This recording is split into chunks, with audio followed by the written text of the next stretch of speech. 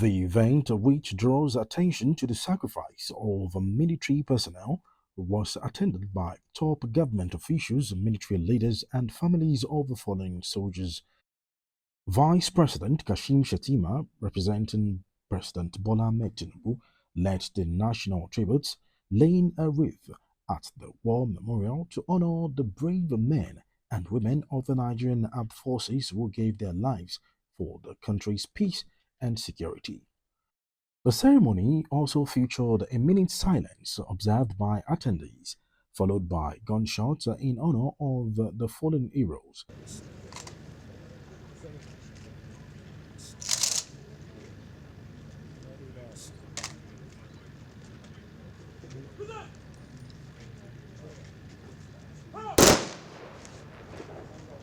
Also, a traditional military parade showcased the discipline and professionalism of the Nigerian armed forces, with personnel from the Army, Navy, Air Force, and the police participating in the event. Among the dignitaries in attendance were Senate President Godswill Akpabio, Speaker of the House of Representatives, ably represented by Deputy Speaker of the House of Representatives Benjamin Kalu, Minister of Defense, the Chief of Defense Staff, Service Chiefs, lawmakers, and senior military officers, all of whom paid their respects during the formal proceeding. Members of the families of the fallen soldiers were also in attendance.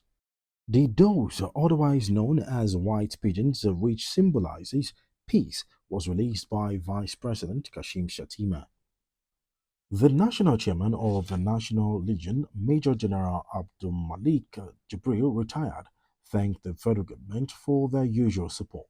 It's called for improvement of the welfare of the veterans, because it is by that encouragement, by the improvement of welfare, that sends signal to our serving soldiers to know that even after service, their welfare will continue to be paid attention to. Recently, the Commander-in-Chief, President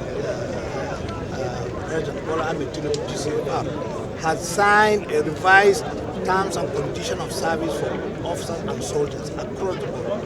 That terms and condition has improved the general welfare of serving and retired. So whatever level of improvement, whatever assistance is given, it can never be enough.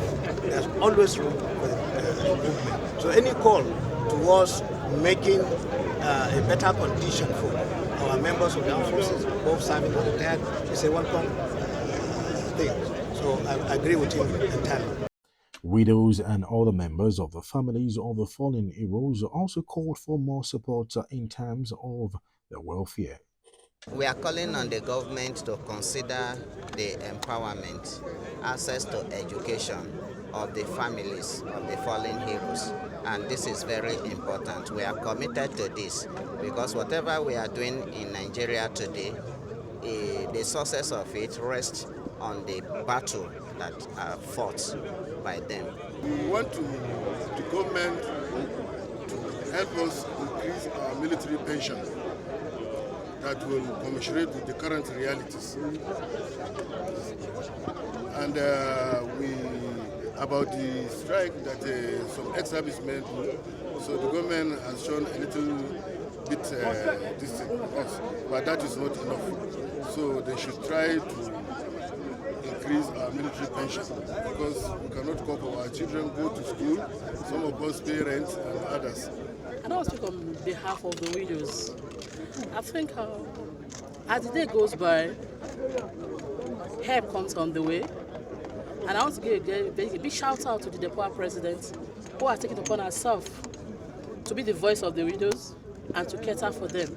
And I believe the government should look towards our side and make more help available to the widows. Educational help, though we have this normal military scholarship, sponsorship, which for 4 children.